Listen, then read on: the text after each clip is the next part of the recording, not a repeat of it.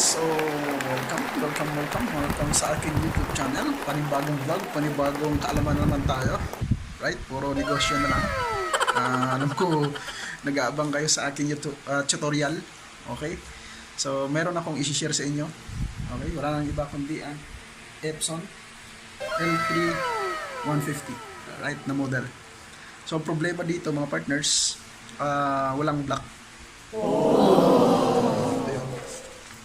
Yan. So, siyempre, hindi pa rin mawawala sa full gen, binary yan. So, dapat may block sa dito. Okay. Ito din. So, wow! Sabi, walang block. Alright. Okay, walang block. Yun lang naman ang problema natin, yung block. Okay. So, ito yun. Block na natin. Ayan. Ayan yan. Okay. So, may indication naman. Yan yung block. Ayan. So, kung saan siya nakatapat. So, ito yun. Okay? Tatanggalin nyo to. Alright? Ito. Ayan. Angat nyo lang yan. Yung clip. Ayan. Tapos sugutin nyo. Okay? Ayan. May lakas yan eh. Alright. So, ito na yun. Okay? Ayan. Tanggalan natin yan ng laman. Kasi sigurado naka-block ang ano dyan, mga ink. The reason why kung hindi siya makapag-penetrate doon sa ano natin, sa ginagawa natin. At the same time, tanggalin din natin yung isang hose na to. Yan. At ito. Okay. So, papakita ko sa inyo. Dapat may preparation kayo na syringe. Kasi yun yung pang sip-sip natin eh. Okay. So, ito yun. Okay. Binili natin to. Para yun yung gamitin natin para matanggal yung mga nagka-clog na ink sa block. Alright, let's go. Alright, so okay.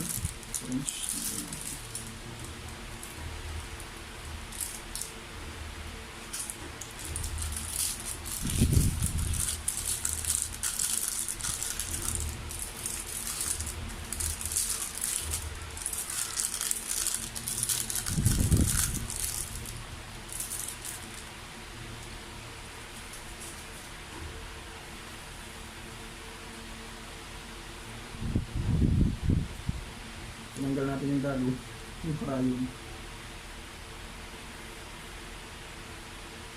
Tapos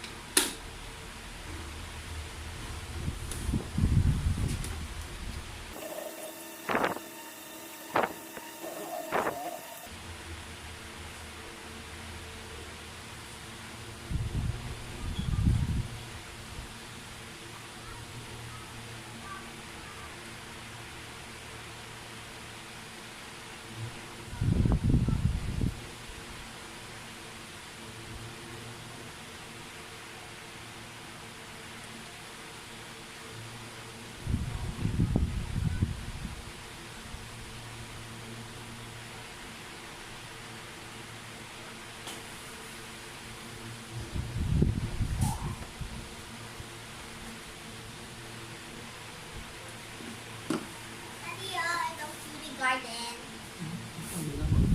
Magkakaroon ka ng money. so, ayan mga partners, mag-block na siya. Ito yung ano, pinag-iba na. So, nilinis na lang natin gamit yung syringe. Kita naman kanina. Diba? Ito yung ginawa. I hope na nakatulong sa inyo kung paano nyo ayusin ang locking colors ninyo sa Epson L3150.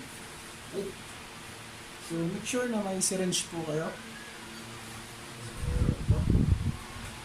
Yan. Ito yun. Bali, ito yung ginamit natin para lang matanggal yung mga nagka-clog dyan na ink. Alright. So, yan. At least do it yourself or yung DIY natin na ano, kasi sa ipaayos pa natin sa iba. No? So, subukan natin ulit. Yung isa.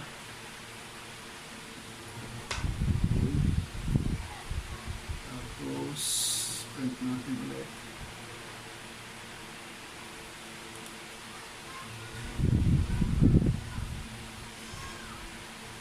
Ayan. dapat lumalabas din yung block niya. Right. Natin.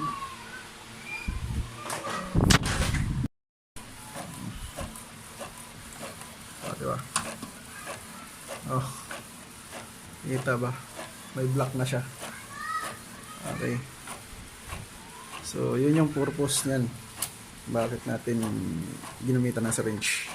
Yan, may block na siya. Alright.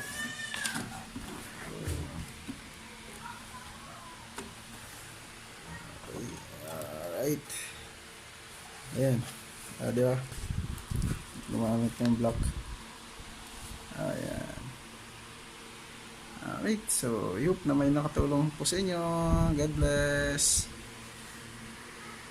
Bago tayo magtapos, no? Additional ko lang din pala mga partners sa mga nagtatanong po dyan, okay? Especially sa mga concern nyo kung paano po kayo lagi ma-update or ma-notify sa inyong YouTube channel. All you have to do mga partners pagkatapos nyong manood, okay? Or gusto nyong ma-notify, kailangan nyo pong mag-subscribe. Yan, click nyo lang po ito, mag-subscribe. And then, huwag nyo pong kalimutan i-click itong notification bell. Okay, pag-click nyo po dyan, click nyo po yung lahat, okay? Or yung all. Yan, para pag nag-update ulit ako or nag-upload ako ng video, ma-notify na po kayo kayo. Okay? So, in behalf of my YouTube channel, maraming salamat po sa inyong suporta mga partners. By the way, my name is John. God bless everyone and see you on top. By the way, my name is John. God bless everyone and see you on top.